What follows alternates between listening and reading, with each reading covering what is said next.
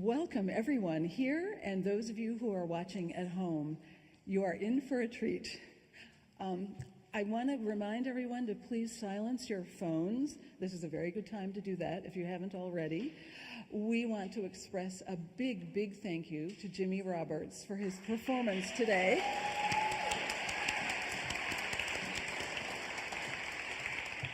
And now, please welcome my longtime friend, colleague, and Upper West Side neighbor, Jimmy Roberts.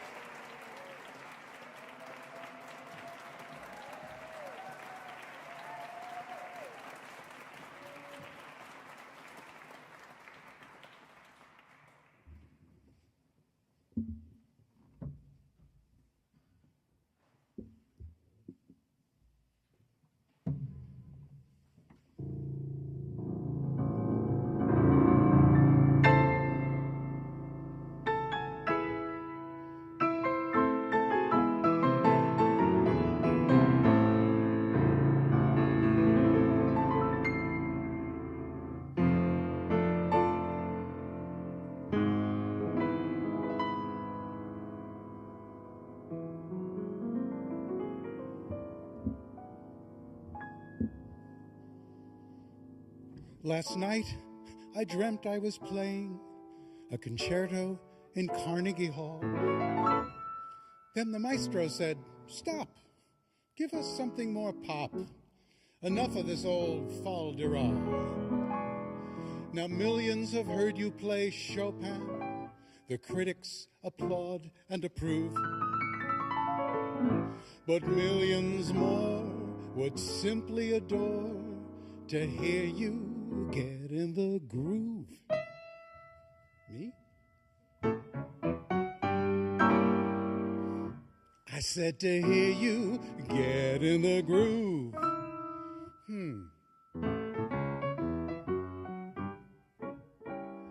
I mean to hear you get in the groove.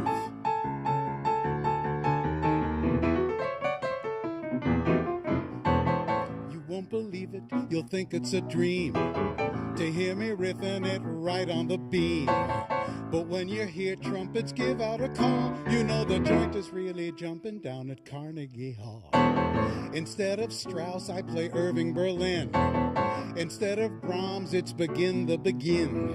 Those classic ackies are due for a fall, 'cause the joint is really jumping down at Carnegie Hall. I'm playing Teeliata, Teeliata, Shostakovich, Teeliata, Mozart and Bach, Teeliata, and no one knows which, 'cause anything can happen when I start to rock.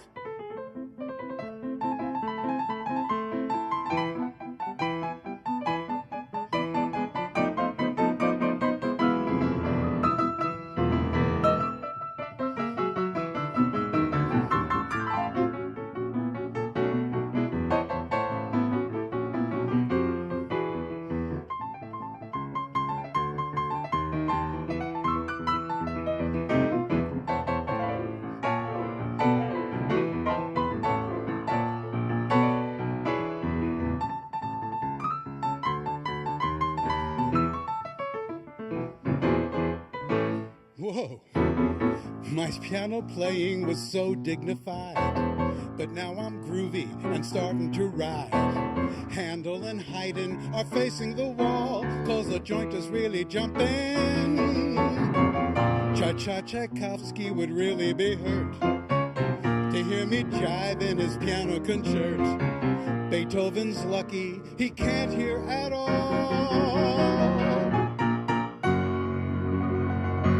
'cause the joint is really jumping. The joint is really jumping. Yeah, the joint is really jumping, and I mean it. Down at Carnegie Hall.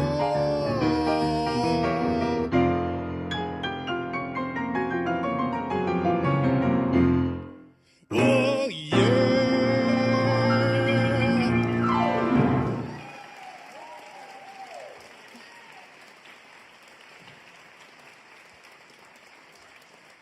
Thank you.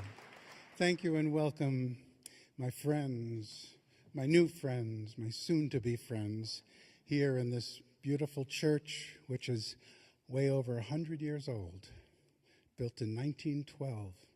And here we all are, this house of prayer. So here's my prayer.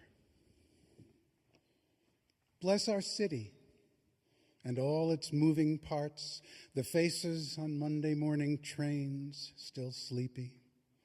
Guide us as we maneuver around each other.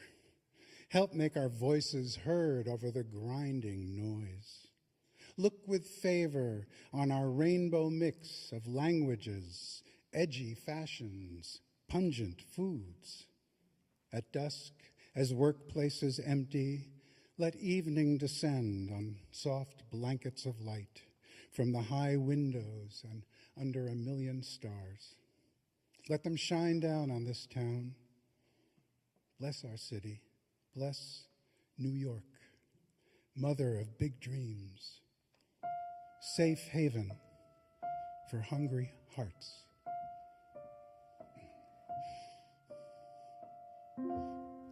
I happen to like New York. I happen to like this town. I like the city air. I like to drink of it. The more I know New York, the more I think of it. I like the sight and the sound and even the stink of it. I happen to like New York. New York, New York, a hell of a town.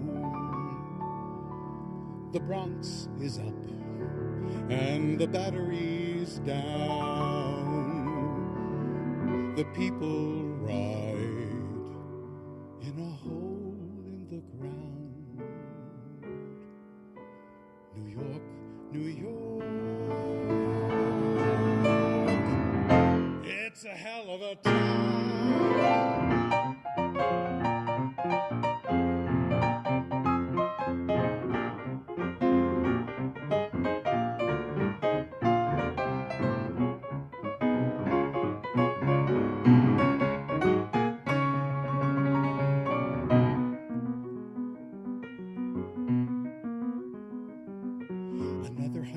Just got off of the train and came up through the ground, while another 100 people just got off of the bus and are looking around at another 100 people who got off of the plane and are looking at us who got off of the train and the plane and the bus maybe yesterday.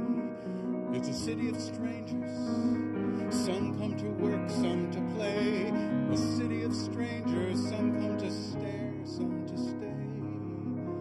And every day, every day.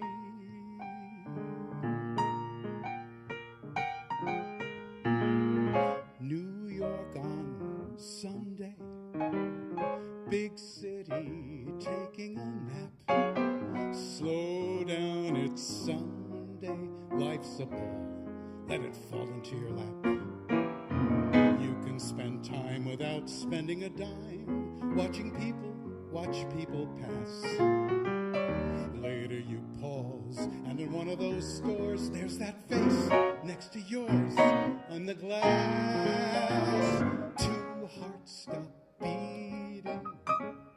You're both too breathless to speak. Love smiles her greeting, and the dream that has seen you through the week comes true on Sunday. Last Sunday afternoon, I took a trip to Hackensack, and after I gave Hackensack the once-over, I took the next train back. I happen to like New York. I happen to love this burg. And when it's time to give my last farewell, and the undertaker rings my funeral bell, I don't want to go to heaven, don't want to go to hell. I happen to like New York. I happen to like New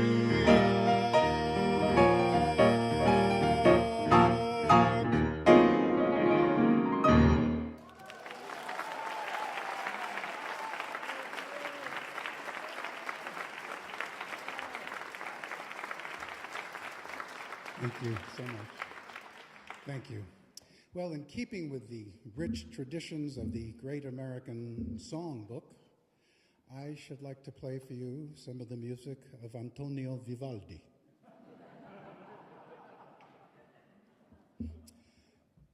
With a little help, I might add, from his friends Lennon and McCartney.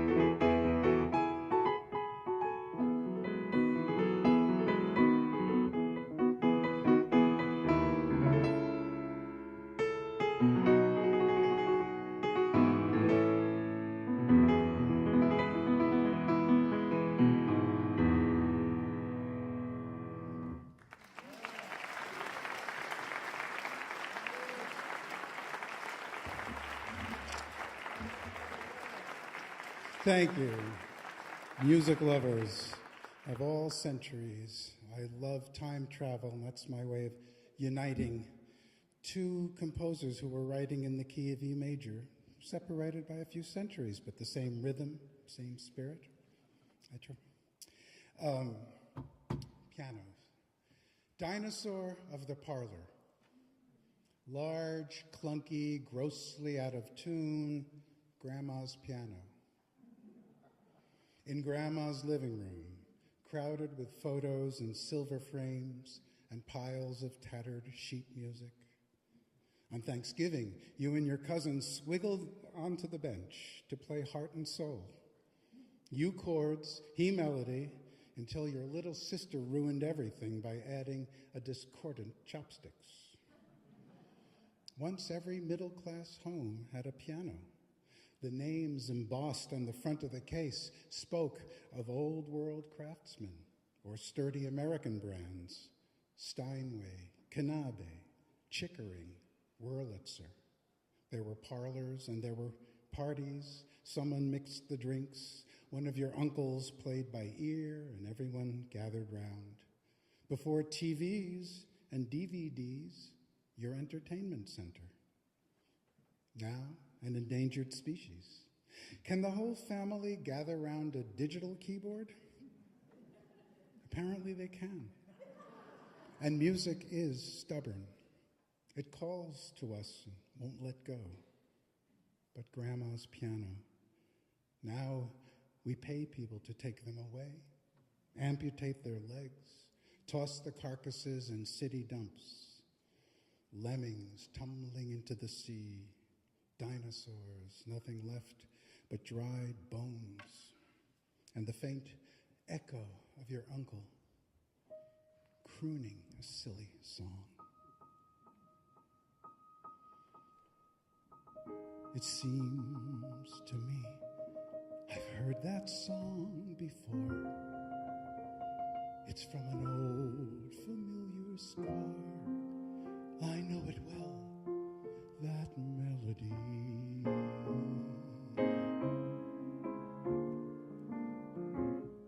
It's funny how a theme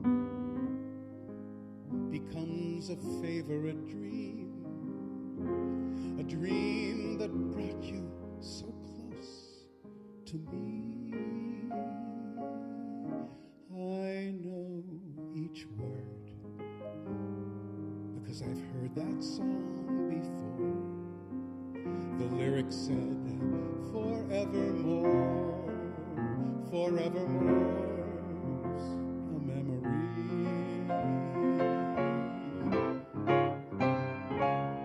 Please have them play it again, and I'll remember just when I heard that lovely song before.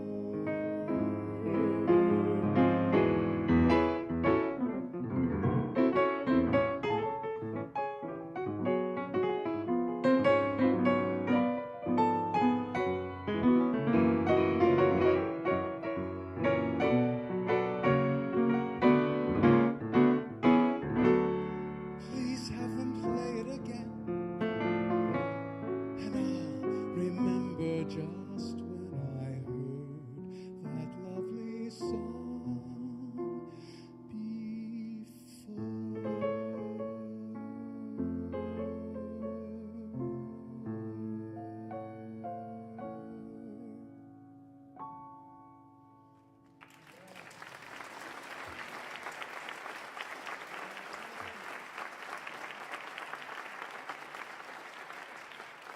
Thank you. Now, if you live, as many of us do here on the Upper West Side of Manhattan, you've seen this man, perhaps the dog walker. He has about 10 of them or more. Amazing. This particular man is Romanian, an immigrant. His name is Radu. And he has what they call what do they call it? An LPR, a lawful permanent resident, otherwise known as a green card. And this is his first job walking dogs, but he hopes to become a citizen. And, well, let him tell you his story.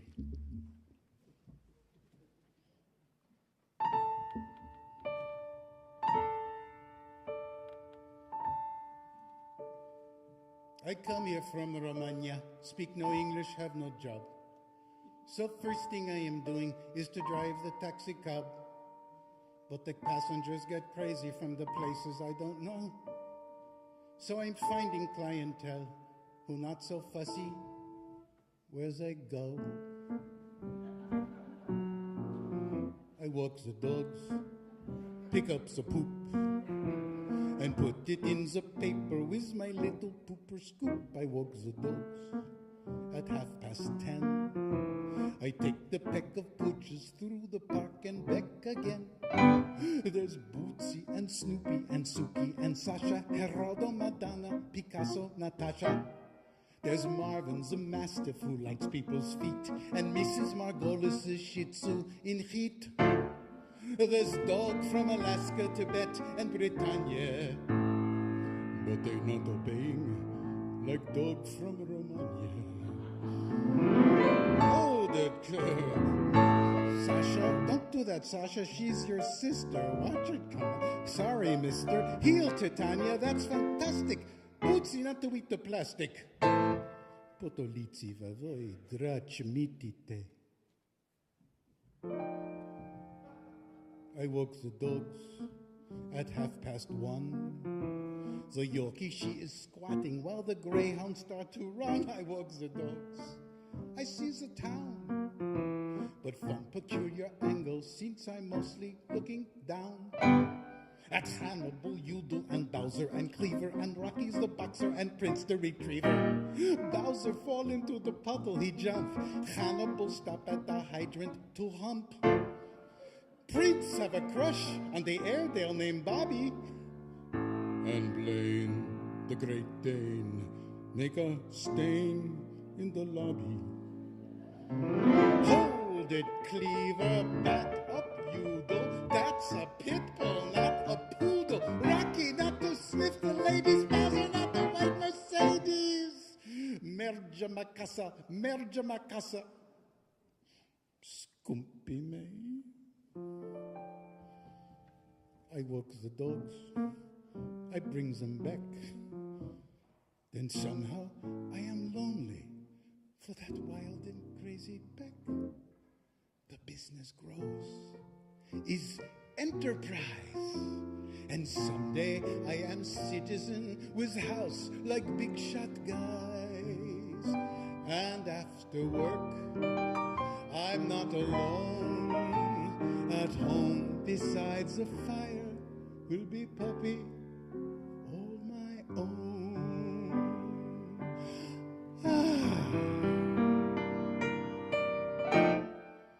For someone else to walk.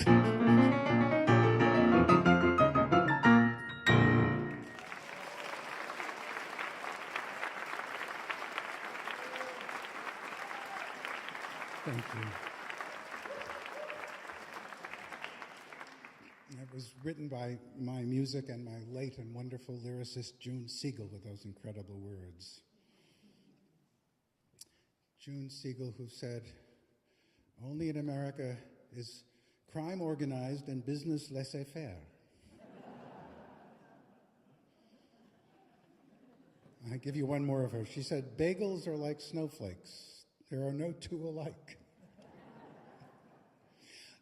I'm going to end this set with a composer who you might or might not know, but I hope you will get to know him. America's superstar composer and pianist of the 19th century. Yes, we had one, while all those things were going on in Europe. He was from New Orleans, Louis Moreau Gottschalk. He had a German Jewish father and a Haitian Creole mother, which really affected his music. And he was known for the influences that went into the American sound. He was a prodigy, so by the 13 years old, they sent him over to France to study at the Conservatoire. However, the president of the Conservatoire rejected him without even hearing him. He said, "America is the land of steam engines." He remained in Paris anyway, and funds were gathered for him, and he studied privately. And he eventually made his debut at the Salle Pleyel in Paris, which is like our Carnegie Hall. You won't believe this. Chopin and Liszt attended his performance. This is like in the 1830s. And Chopin apparently came up to him, kissed him on the hand, and said, "Young man, you are going to be the king of pianists." Now, come on. Wow. And his music and his rhythms and the Caribbean rhythms and the things that were so exotic to Europe. I was thinking, Europe had its little genteel waltzes, maybe a little more exotic mazurka, so on. Well, Gottschalk brought the music of the New World to Europe, and they went crazy. I'm just going to give you a short example of one thing, because I just think in it you hear jazz coming, you hear ragtime coming, and this is like 1838. He called this piece Banjo.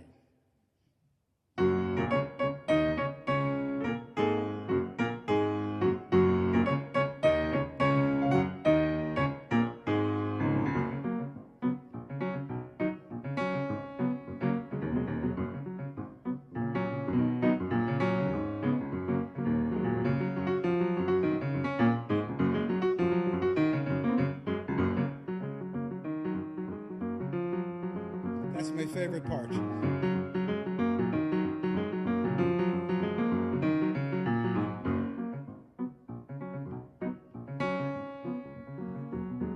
So on. I think it's pretty impressive. Right? Gotcha. Listen, folks, he kept a diary. He came back to America and toured this country for the next few years of his life. He didn't live that long. But it's one of my favorite books. Notes of a Pianist. How could I resist that? Anytime I have a friend, I say, name a city, and they'll name like Elmira, New York. You'll look in the index, and there's Gottschalk pulling by train into Elmira and hating the hotel and the food and the audience. But war broke out, of course, in our country then, and he continued to tour. Sometimes there were soldiers, wounded soldiers on the trains he was on, and eventually he was given a date in Washington and playing for, some biggies. I'm just going to read you what he wrote in his diary about a concert.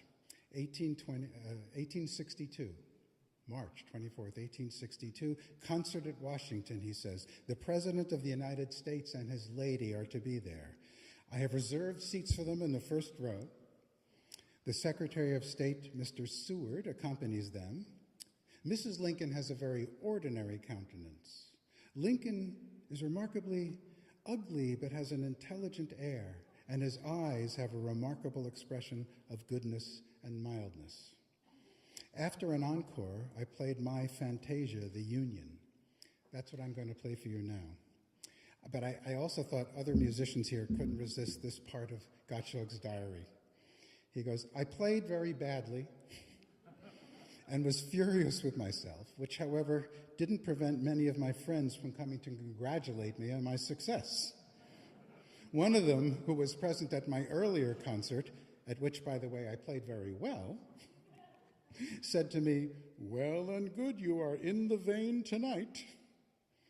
For the first concert, one saw that you were badly prepared. Don't we all know this feeling? Anyway, the concert began with a soprano, Madame Variani, singing our national anthem, which actually has more verses than the ones we know. And I just wanted to give you a sense of what it was like then. Madame Variani sang the Star-Spangled Banner, each stanza of which was applauded to the skies and encored. The enthusiasm, nevertheless, is confined to the gallery filled with soldiers. The parterre, the boxes, and orchestra seats abstain from demonstration. You are not ignorant that Washington is of very doubtful loyalty, and that her most influential families sympathize with the South. Talk about a divided country. This is the piece that he played for President Lincoln that day. I'm playing it for you. It has our American hymns that we all know, and a little dash of Yankee Doodle, and a little bit of a parade passing by.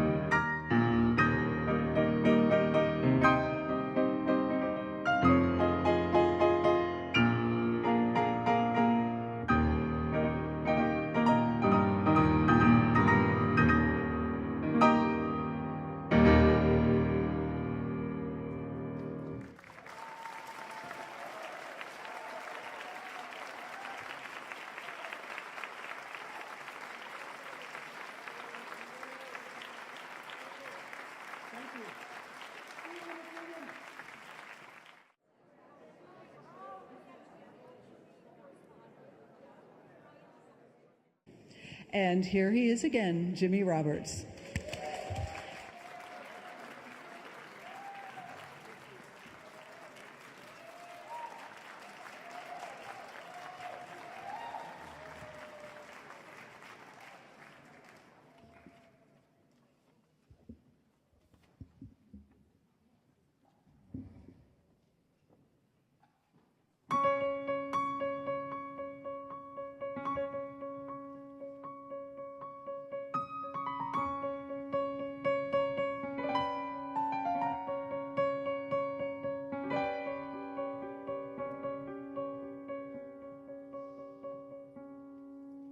Do I hear a waltz? Very odd, but I hear a waltz. There isn't a band and I don't understand it at all. I can't hear a waltz. Oh my Lord, there it goes again. Why is nobody dancing in the street? Can't they hear the beat? Magical, mystical miracle, can it be? Is it true? Things are impossibly lyrical. Can't be me, must be you.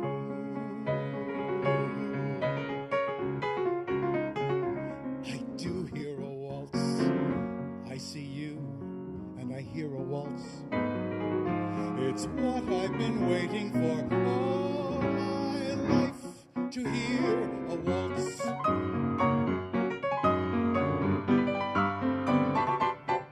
Do you hear a waltz? Oh my dears, do you hear a waltz? Such lovely blue Danube music, how can you be still? You must hear a waltz. Even strangers are dancing now. An old lady is waltzing in her flat, waltzing with her cat. Roses are dancing with peonies, yes, it's true. Can't you see? Everything suddenly Viennese. Can't be you, must be me. Yes, it's me. Do I hear a waltz? I want more than to hear a waltz. I want you to share it, 'cause now I can hear it, and it's what I've been waiting for all my life.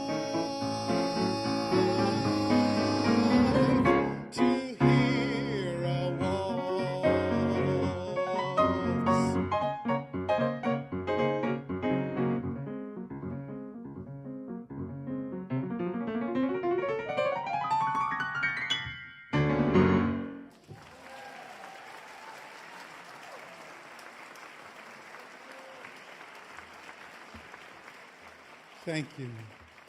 I wasn't going to say anything after that, but I couldn't resist saying that those lyrics were by Stephen Sondheim. But then again, I have to say, you won't believe that music is by Richard Rodgers. Did you know that the two of them wrote together once? A Broadway show in the mid-'60s called Do I Hear a Waltz?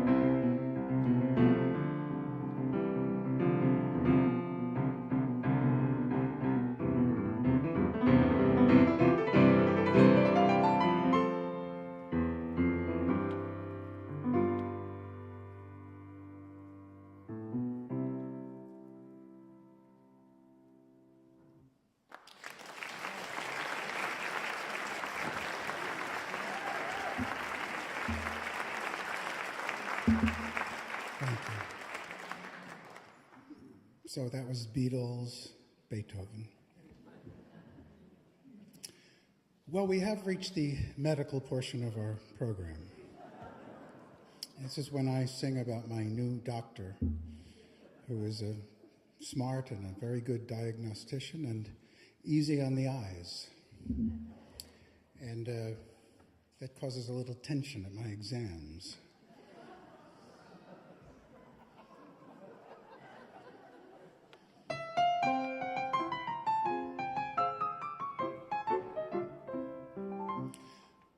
I'm in love with my primary care physician. Quite the best-looking doctor in the state. She looks after my physical condition, and her bedside manner is great. When I gaze up and see her there above me, as she examines my every little quirk, I get tempted to whisper, "Do you love me? Or do you merely love your work?" She said my bronchial tubes were entrancing. My epiglottis filled her with glee. She simply loved my larynx and went wild about my pharynx, but she never said she loved me. She said my epidermis was darling and found my blood as blue as could be. She loved my lymphatics, and she never said she loved me.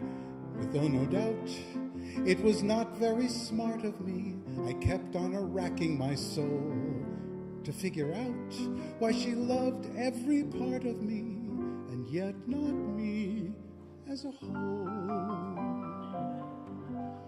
She said my cerebellum was brilliant, and my cerebrum far from NG.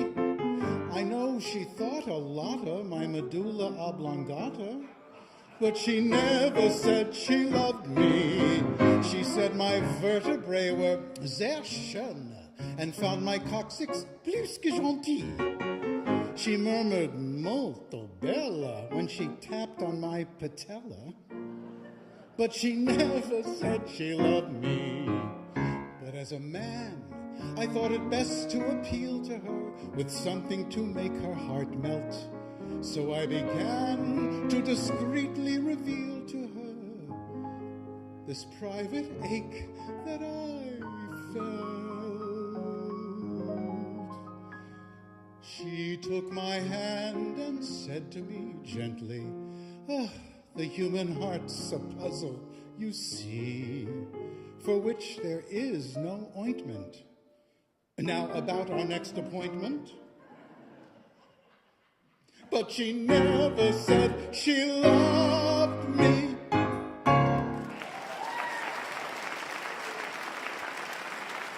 Thank you.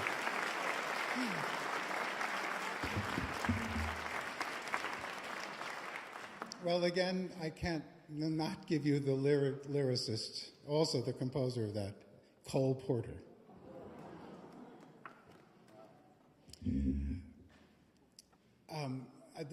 I'm going to do some songs by another neighbor of ours here on the Upper West Side. His name was George Gershwin. There are apartments all over the Upper West Side where the Gershwins lived. On 110th and Amsterdam, the plaque will tell you this is where Rhapsody in Blue was composed. And then he lives on my street. He lived on my street, 103rd, right off of West End, between West End and Riverside. 316 West 103rd is Gershwin's brownstone. His family lived there. It was one of the first brownstones with an elevator for the 4 or 5 floors it was. And his father, his Russian immigrant Jewish father, couldn't get over that elevator. And he'd often just be sitting there and people thought he worked there. He also had this heavy accent, so he'd proudly say to people, "My son is Judge Gershwin, the eminent jurist." And as we all know, George wrote a song called Fascinating Rhythm, which to Mr. Gershwin was Fashion on the River. Judge, play Fashion on the River for them.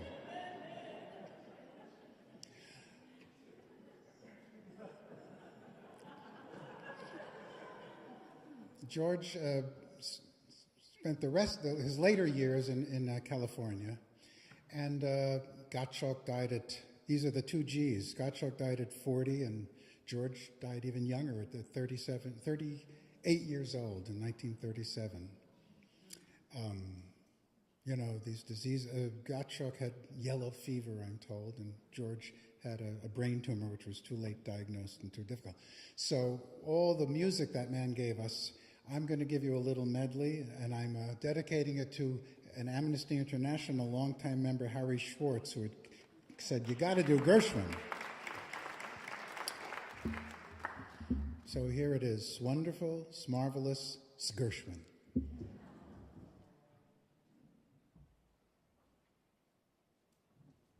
I forgot.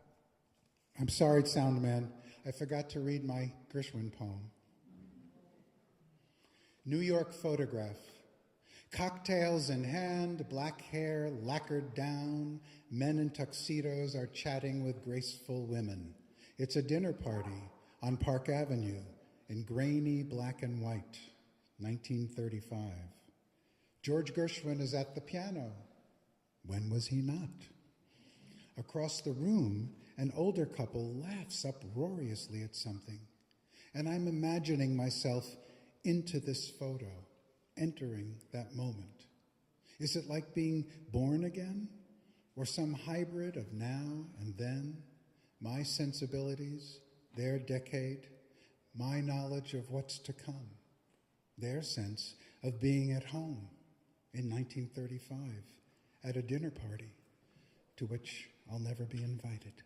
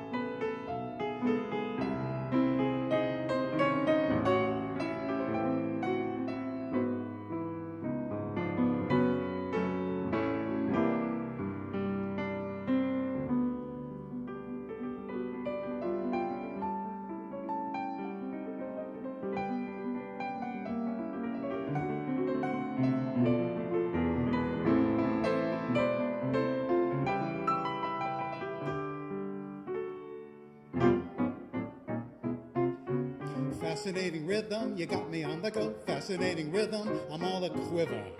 What a mess you're making, the neighbors want to know why I'm always shaking, just like a flivver.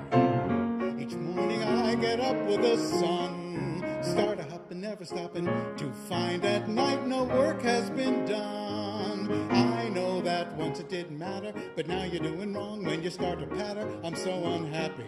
Won't you take a day off, decide to run along somewhere far away off and make it snappy? Oh, how I long to be the man I used to be.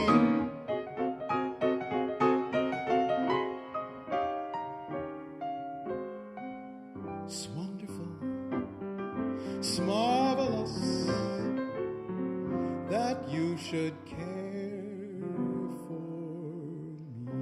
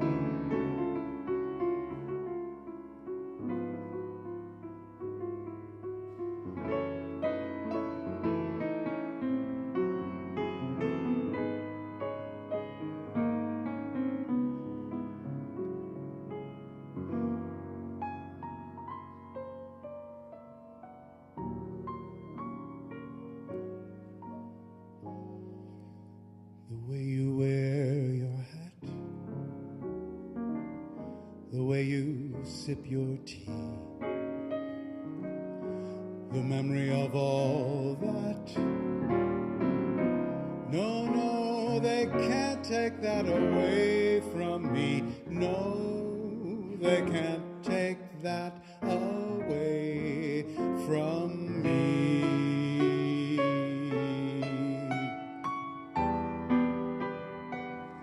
It's very clear our love is here to stay. Together we're going a long, long way. In time the Rockies may crumble, Gibraltar may tumble, they're only made of clay. But our love is here, everybody. Our love is here. One more time. Our love is here to stay.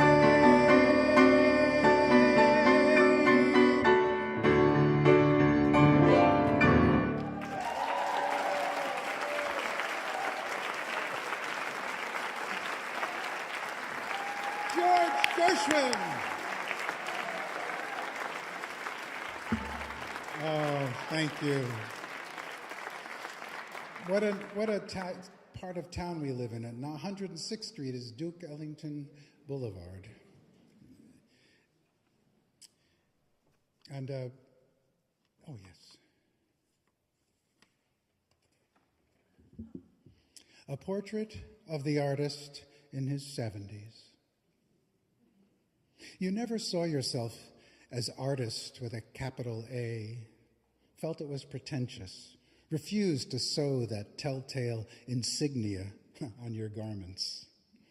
Yet your gift for music was evident early, along with a marked ability to convey emotion in the language of words sung and notes played. Your first creations were mostly imitations. Your varied skills flew in all directions as you struggled for a personal style. If only someone had said gently to you, "Worry not, all your diverse gifts will coalesce if you simply wait." But no one said that. The nagging questions lingered. You learned to live with them, figured you'd die with them. Now, in your 8th decade, you're astonished and amused to see there's been a shift. Your far-flung interests are now gathered together under one roof.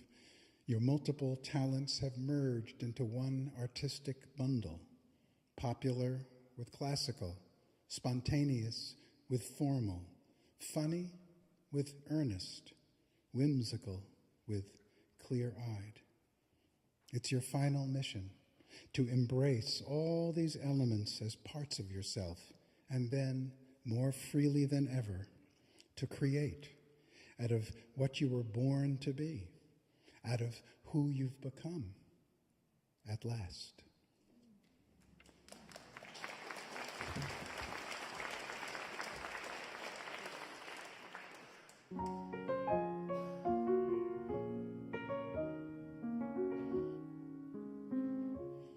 I've got a roof over my head. I've got a warm place to sleep. Some nights I lie awake counting gifts instead of counting sheep. I've got a heart that can hold love. I've got a mind that can think. There may be times when I lose the light and let my spirits sink, but I can't stay depressed when I remember how I'm blessed. Grateful, grateful, truly grateful I am. Grateful, grateful, truly blessed and duly grateful.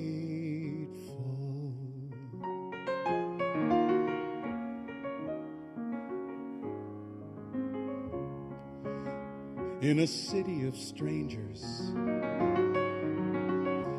I've got a family of friends. No matter what rocks or brambles fill the way, I know that they will stay until the end. Grateful, grateful, truly grateful I am. Grateful, grateful, truly blessed and duly grateful.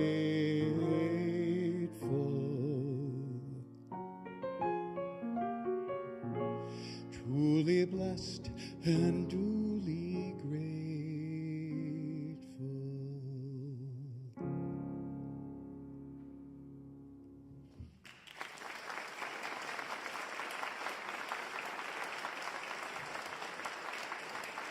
Thank you.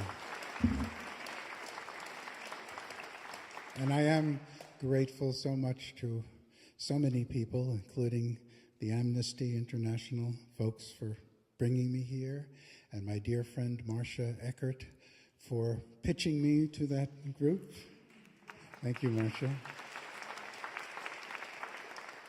And to my dear, dear Cheryl Asher for guiding me artistically and with lots of loving support. And for friends and family and cousins who have come here from a great distance from the Commonwealth of Pennsylvania. Just to be here, I'm so touched. Thank you, folks. And all of you for just spending these 2 hours with me. Thanks a lot. And I want to leave you with a song, again, of Stephen Sondheim and the music of Stephen Sondheim.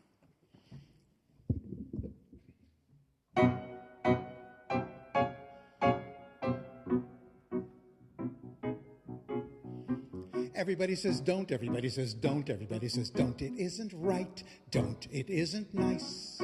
Everybody says don't, everybody says don't, everybody says don't. Get out of line, don't skate on the ice.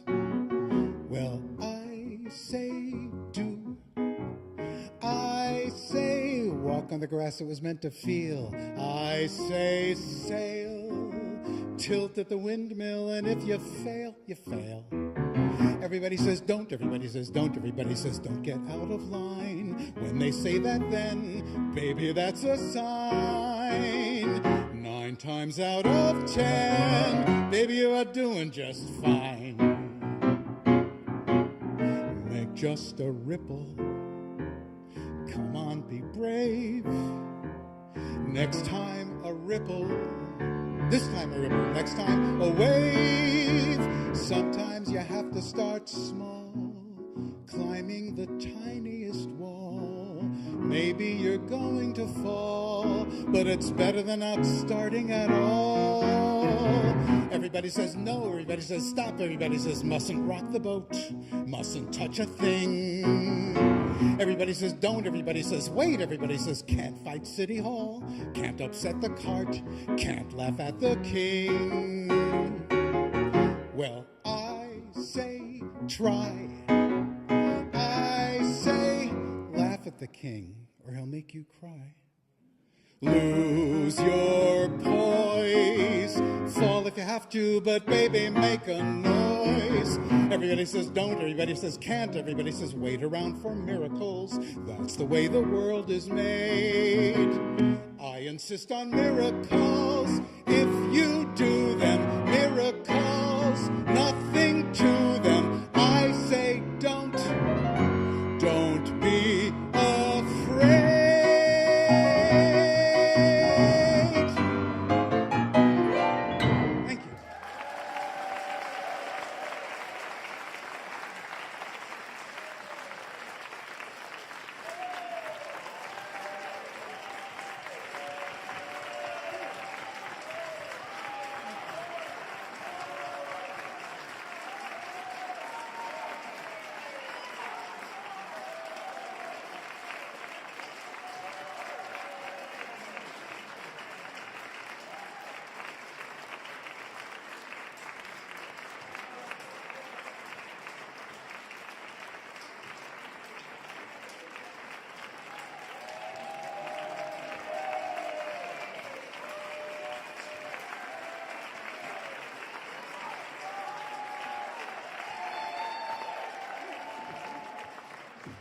Thank you. I'm reminded of the great pianist Vladimir Horowitz when he played like 9 encores. And on the 9th, he'd always go, look at that.